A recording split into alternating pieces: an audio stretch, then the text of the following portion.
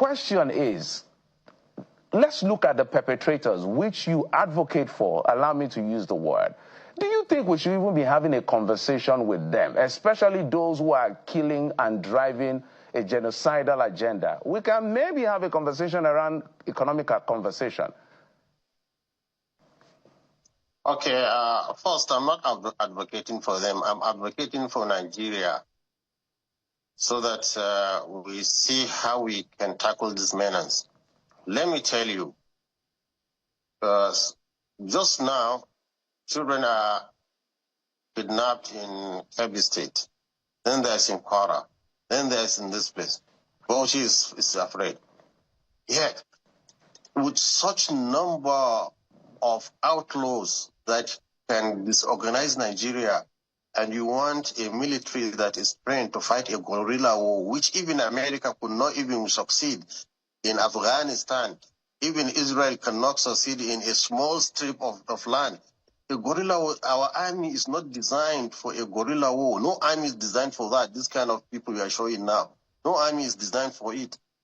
So since we have people that are ready to put down their arms, then why do you always decide it has to be kinetic? Let me give, for example, now this Kanu that was in prison for terrorism, for agitating that our soldiers should be killed. If the same Kanu now will show remorse and also call for peace, honestly, I will be in the forefront in calling for his So, just when everybody thought the story of Nnamdi Kanu had gone quiet after the court's judgment, Sheikh Ahmad Gumi dropped another big one. He said, and I quote, "If Kanu shows remorse, I will push for his amnesty." That statement alone has started a new wave of reactions all across Nigeria. People are talking, politicians are watching, and everyone wants to know, what exactly does Gumi mean by that, and what could happen next? Before we dive deep, please, if you are listening right now, like this video and subscribe so that you don't miss our daily real-time news updates. We bring you stories exactly as they are unfolding, and I promise, this one is hot. Now, let's talk.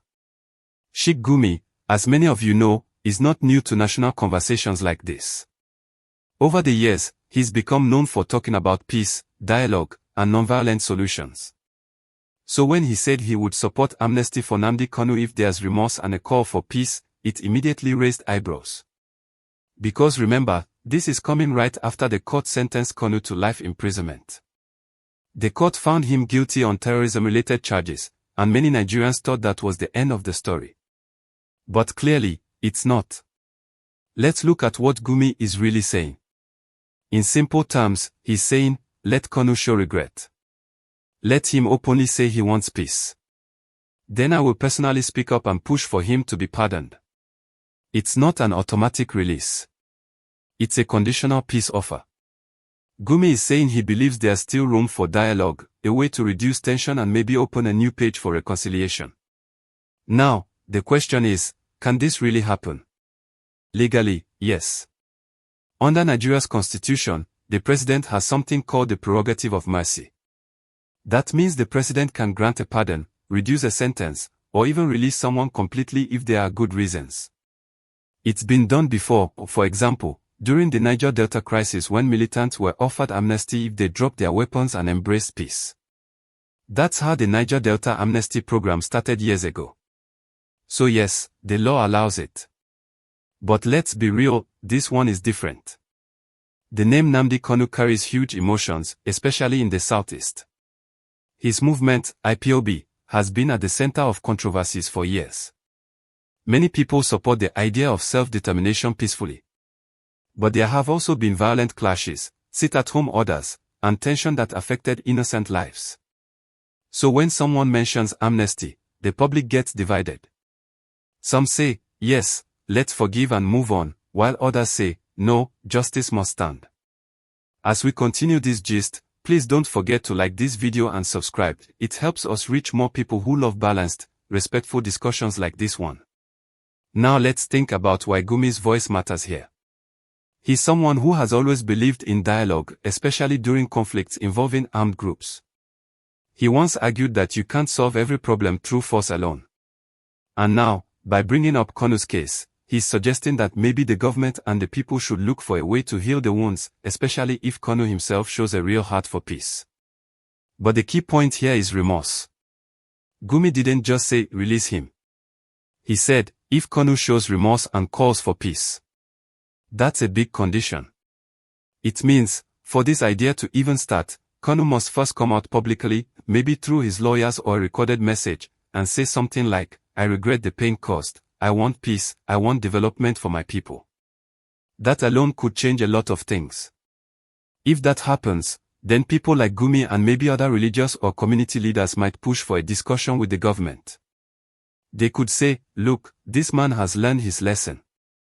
Let's use him as a peace ambassador instead of keeping him behind bars. Now, what would that mean for Nigeria? Well, if it's handled wisely, it could reduce tension in the southeast. Markets could open more freely. People could travel without fear.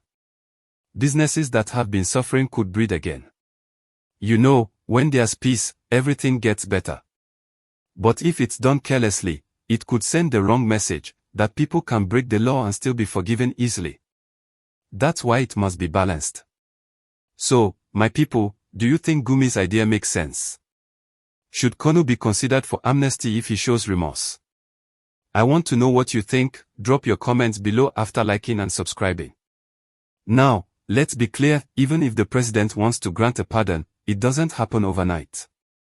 There's a committee called the Council of State that usually advises on clemency decisions. They look at the case, the public mood, the legal details, and then give a recommendation. So if Gumi actually pushes this idea, it would still take time, and it would depend on how the government sees it. But one thing is certain, Gumi's statement has already changed the conversation. Instead of everyone just talking about the sentence, now people are talking about forgiveness, peace, and dialogue. And that's a big shift. Some Nigerians say, why should there be remorse? Let justice stand. Others say, if he truly changes and speaks for peace, maybe that could help heal divisions. These are deep questions about what kind of country we want to be, one that punishes only, or one that forgives when people truly change. Let's also remember, amnesty or pardon doesn't mean forgetting what happened. It means choosing peace when peace becomes possible. That's why remorse is important, it's the bridge between justice and forgiveness. Now, imagine if Kanu actually comes out to say, enough of bloodshed, enough of tension, I want peace, I call on everyone to live in harmony. That message alone could calm many hearts. But it has to be real, not just words. It has to show in action. For the government, if that happens, they can say, alright, let's review things carefully. Let's talk through lawful channels. That's how reconciliation starts, step by step, word by word. I'll tell you what makes this story even more interesting, Gumi's timing. He said this not long after Kanu's sentencing. Some people think it's a way to reduce fresh anger. Others think he's just trying to open a door for peace before things get worse. Whatever his reason, the timing is smart. Because right now, people are emotional, divided, and this kind of talk gives everyone a chance to think before reacting. Let's also remember, Nigeria is going through a lot, economic issues, insecurity, political divisions. If there's any part of the country where peace can be restored through dialogue, that would be a big win for everyone.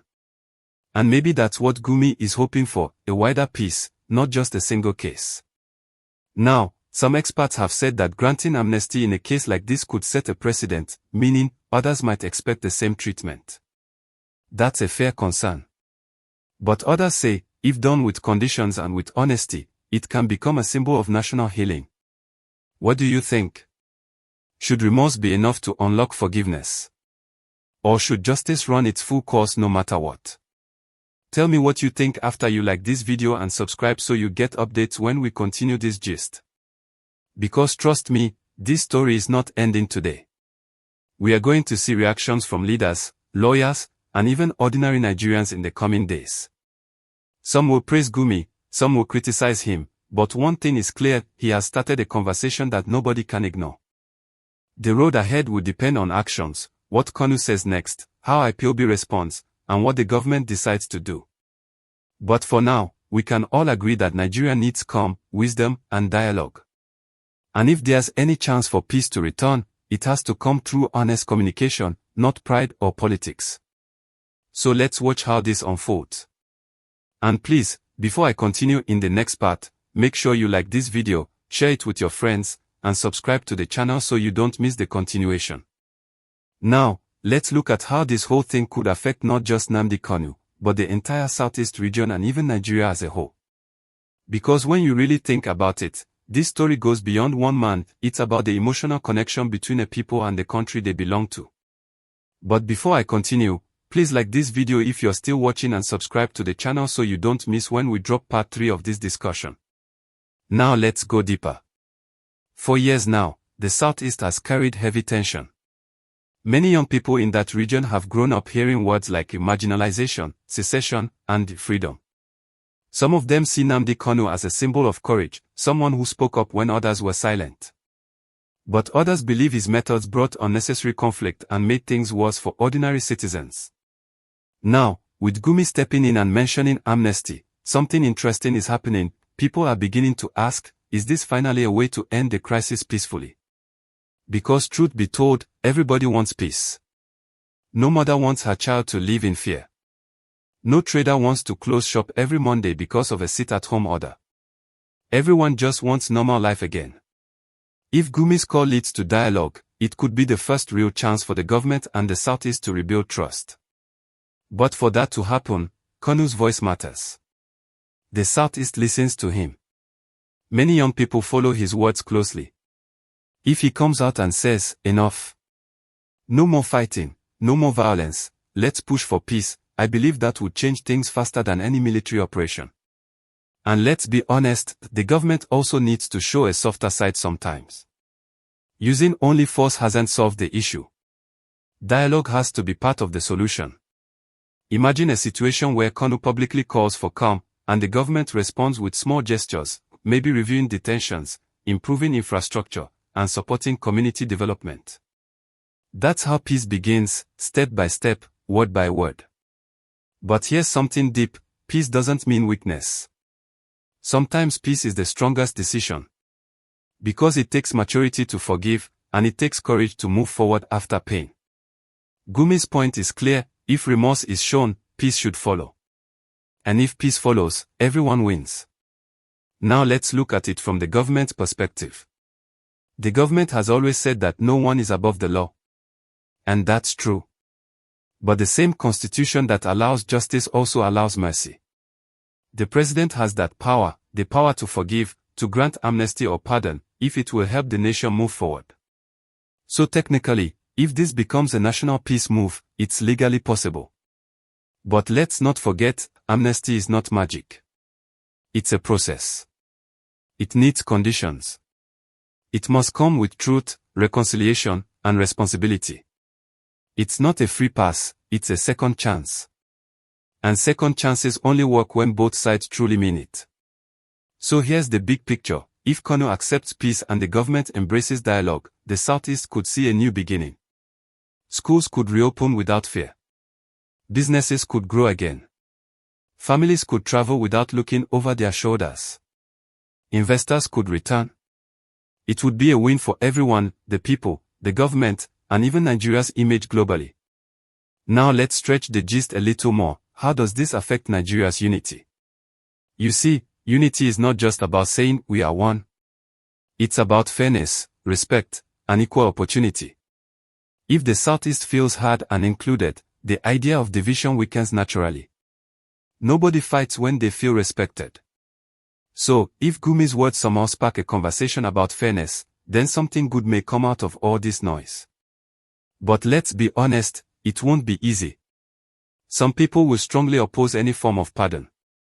They will say, what about the families who suffered?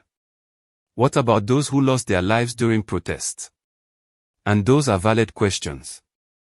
That's why any peace talk must also come with accountability, maybe through a truth and reconciliation panel, or a public apology, or compensation for victims. Forgiveness should never mean forgetting. It should mean healing. Now, if Kanu truly comes out and says, let's heal, that message could be more powerful than any court ruling. And that's why Gumi's words matter. He's using his platform to say, let's talk peace, not revenge. Some people may not agree with him, but at least he's opening the door for a new conversation. At this point, I want to remind you again, please like this video and subscribe if you haven't. This is how you support good journalism and real discussions. When you like and subscribe, YouTube shows this gist to more people, and that helps us build a community that values balanced news. Now let's look at what could happen next. If this idea grows, we might see meetings between community leaders, religious heads, and maybe even government representatives. They might start small, maybe peace dialogues in major southeast cities like Enugu, Awka, or Owerri. From there, they could invite youth groups, business people, and victims' families to talk. If these conversations go well, the tension could start reducing little by little. And you know what? Nigeria needs that energy right now. Too many regions are facing different problems: banditry in the north, economic hardship nationwide, and security worries almost everywhere. So, a successful peace story from the southeast could become an example of how dialogue can win over conflict. Also, think about how this might affect future politics. If peace returns, the southeast could have more stable political participation. More leaders could rise from there without fear. More youths could get involved in productive things, tech, entertainment, agriculture, instead of frustration. Peace is the foundation for progress. Now let's be realistic, there's always the possibility that this talk of amnesty may not go far. Maybe the government won't buy into it. Maybe Kanu himself won't agree. But even if nothing official happens, one thing is already achieved: people are talking about peace again. And that alone is progress. Because every big change starts with a conversation. To everyone watching right now, let me say this: peace is not just a government thing or a leader's thing. It starts with how we think and how we talk. If we, the people, keep spreading words of calmness and reason, we make it harder for chaos to grow. So, as you're watching this gist, ask yourself, what kind of Nigeria do I want to see in 5 years? A divided one or a peaceful one? Remember, forgiveness is not weakness. It's power in another form. The power to say, I will not let anger define my future. That's what Gumi is indirectly saying, that there's power in peace if it's genuine. And so, as we round off this part of the gist, here's the summary. Sheikh Gumi says he'll push for Nnamdi Kanu's amnesty if Kanu shows remorse and calls for peace. That statement has opened new conversations about dialogue, unity, and the future of Nigeria. It's a reminder that even after pain, forgiveness can still be discussed. The decision now lies in the hands of Kanu, the government, and the people. If you want this story to continue, if you want us to go even deeper into what this could mean politically and economically for the Southeast, make sure you like this video right now, subscribe, and turn on your notification bell. Because the next part will explore how this issue might influence upcoming policies and what Nigerians are saying about it behind the scenes. Now that we've talked about how this whole thing could bring peace or tension in the Southeast, let's move into the political and economic angle of this story, because make no mistake, this statement from Sheikh Gumi is not just religious talk, it's political talk too. It's a seed that can grow into a full national discussion. But before we continue, please do me a quick favor, like this video right now and subscribe so you won't miss any updates. We break down these national issues in simple English that everyone can understand, and your support helps us keep doing that. Alright, let's go. When a well-known figure like Sheikh Gumi says he'll push for amnesty if Nnamdi Kanu shows remorse, what he's really doing is introducing a new topic into Nigeria's political space: the possibility of negotiated peace. That's a big deal. Because for years, the conversation around Kanu has been mostly legal and security-based: courts, detentions, protests. But now, someone has placed a new word on the table: forgiveness. Politically, that can shift things. It puts pressure on both sides, on Kanu's supporters to soften their tone, and on the government to consider a diplomatic option. Every administration wants stability. Peace in the Southeast would mean smoother elections, calmer roads, and better international perception. Economically, peace in that region would be massive.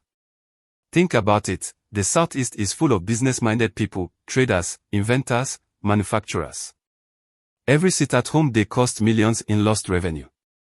Every protest affects trade routes. So, if dialogue leads to a peaceful climate, the economy will bounce back faster. And when money flows, people get happier. Now, politically speaking, this could also reshape how leaders in the Southeast approach national issues. Some politicians may use this moment to call for unity, others might try to gain attention by opposing amnesty. But the truth is, Gumi's comment has forced everyone to take a stand, either you support dialogue or you stick to hardline justice.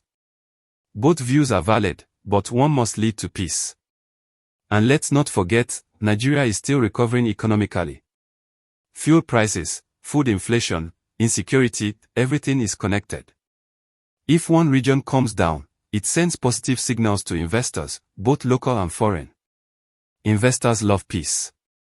So this conversation could be bigger than anyone expected. Now, let's talk about what could happen behind closed doors. Usually, when a major religious or community leader makes a statement like this, there are quiet meetings afterward. Calls are made, discussions happen. You might not see it on the news immediately, but trust me, the political class pays attention. Some might reach out to Gumi privately and ask, "How serious are you about this amnesty idea?" Others might contact the presidency to test the waters. If these conversations gain traction, we could soon hear talk of peace committees or negotiation panels. It might start small, maybe an informal advisory group, then a formal process. If it gains momentum, you might see visits, consultations, even open dialogue sessions between government officials and Southeast stakeholders. That's how change often begins, quietly, then suddenly. Now let's imagine what would happen if the idea of amnesty actually moves forward. It could have three clear outcomes. First, it could build hope. People would see that dialogue is still possible in Nigeria, that no issue is beyond peaceful discussion. Second, it could test sincerity. If Kanu or his supporters agree to peace talks, the world will be watching to see if they truly want peace. Third, it could reshape how Nigeria handles future conflicts. Instead of endless arrest and court cases, maybe dialogue will start becoming part of our national problem-solving method. But remember, for any of that to happen, there must be trust. Without trust, no peace plan can work. Kanu must trust that the government means well. The government must trust that Kanu will keep his word. And the people must trust both sides. That's the hardest part. Let's talk about what ordinary Nigerians are saying right now. On social media and in everyday conversations, there are two groups. One group says, "Give peace a chance, Kanu should show remorse and move on." The other says, "No, justice must be served fully, remorse or not." Both groups have emotional points. But the truth is, Nigeria's unity depends on balance, not on one side winning. You see, forgiveness does not mean weakness. It's strength wrapped in wisdom. Justice without mercy can divide, mercy without justice can destroy trust. So what Gumi is calling for is a middle ground, something that will reduce pain and increase calm. And let's also think about this, if Kanu eventually comes out to speak for peace, it could open doors for other movements or leaders who feel misunderstood. It could show them that peace talks are not surrender, they're maturity. That's the kind of narrative that builds nations. As we move forward, Nigerians will be watching how the government reacts. Will they ignore Gumi's statement, or will they quietly start evaluating the conditions for possible reconciliation? Either way, the story is far from over. Let me ask you, if you were in government, would you consider Gumi's proposal? Would you sit down to talk if Kanu publicly asked for peace? Or would you let the court ruling stand no matter what? Drop your opinion in the comments, but please remember to like this video and subscribe so your comment gets noticed and so you can join us when we go live to discuss it. Before we close this part, let's think about the future. Nigeria has reached a point where every region wants to be heard. The Southeast, the Northeast, the Niger Delta, the Middle Belt, everyone has their own struggles. But if the government manages to turn this Kanu story into a symbol of reconciliation, it could become a model for the rest of the country. Imagine a headline 2 years from now that says, "Nigeria's peace model begins with Southeast dialogue." That would change how the world looks at us. Investors, tourists, even Nigerians abroad would start feeling confident again. That's how powerful peace can be. So whether you support Gumi or not, one thing is clear, his message has made everyone talk about healing again. And that's something this country really needs.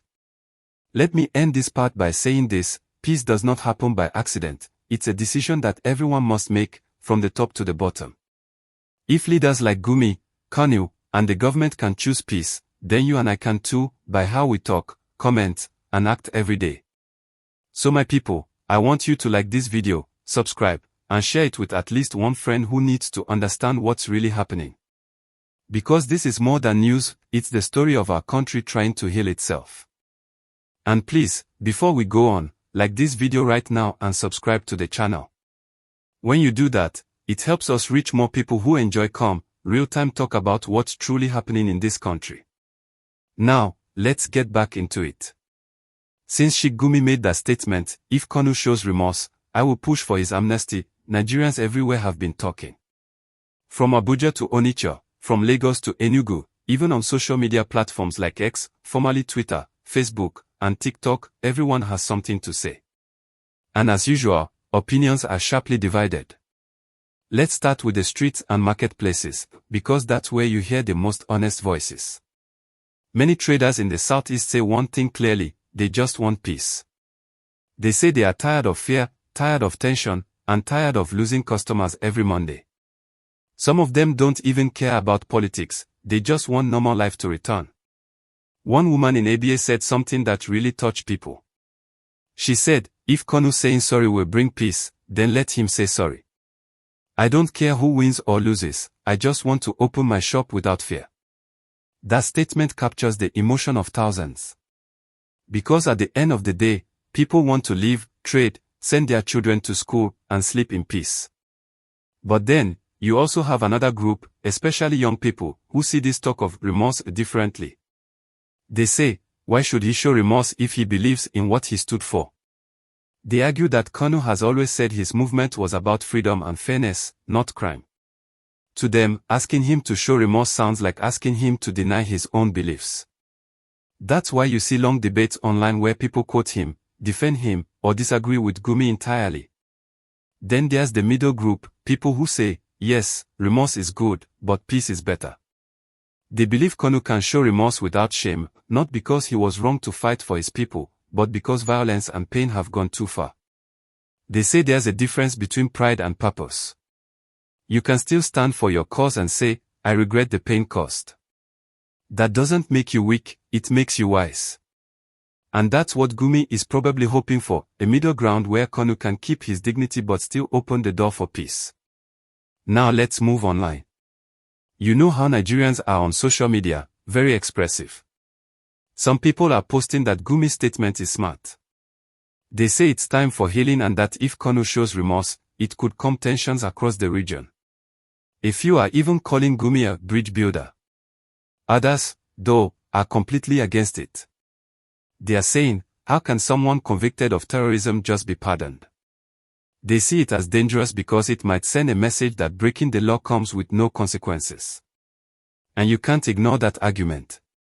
People remember how amnesty programs in the past worked, sometimes they brought peace, sometimes they were abused. So, Nigerians are asking for something clear: if amnesty is ever considered, it should come with truth, accountability, and conditions. Now, outside the online world, in bars, offices, and even transport parks, people are taking sides too. Some say Gumi is just trying to make himself relevant. Others believe he's actually speaking sense because endless conflict doesn't help anybody. But one thing everyone agrees on: this statement has shaken the air. People are now discussing peace instead of just punishment. And that's progress in itself. Let's also talk about the emotional side of this gist, because it's deep. For many Nigerians, especially in the southeast, the Kanu issue is not just about politics, it's about identity. People feel emotionally attached to the struggle. So when they hear remorse, some feel insulted. But for others, that same word means hope, the hope that the endless fear and division can finally end. Now let's think ahead. If Kanu actually does come out, maybe through his lawyers or family, and speaks in a calm, mature way, asking everyone to keep peace, that will go viral across Nigeria in seconds. the atmosphere in the southeast will change immediately. You'll see fewer sit-at-home days, less tension, and more open markets. Even security presence might reduce gradually. Because when leadership sends out peace energy, it spreads. But if he keeps silent or rejects remorse completely, the division might stay for longer. Because silence, too, can be misread. People will keep guessing his position, and that uncertainty is what keeps tension alive. That's why this is such a critical moment. Gumi's statement has put the ball in Kanu's court. The next move will define whether the story turns into peace or more conflict. Now, let's flip it. How are northern Nigerians reacting to this? Because Gumi himself is from the north, and when someone from his region talks about forgiving a southern leader like Kanu, people listen closely. Interestingly, many northern Nigerians are supporting the idea of peace, too. They are saying things like, if this can bring calm to the southeast, let's try it. Others are saying, we've forgiven in the past, let's do it again if it will save lives.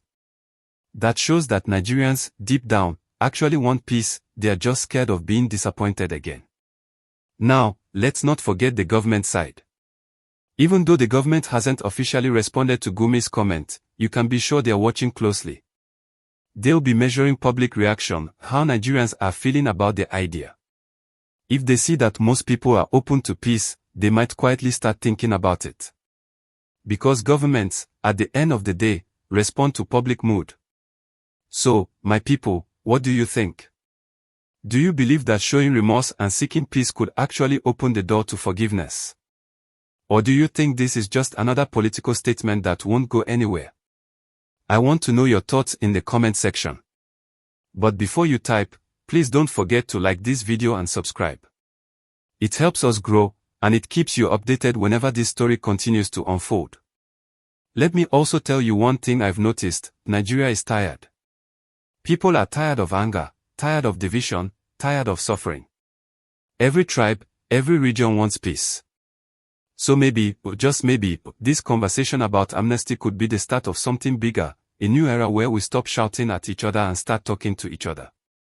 Because at the end of it all, peace is cheaper than war, forgiveness is stronger than pride, and dialogue will always win over force. So, as this gist continues to unfold, we'll keep watching how Nigerians react, what leaders say next, and what steps come after. And of course, I'll be here to bring you every new update in clear English you can understand.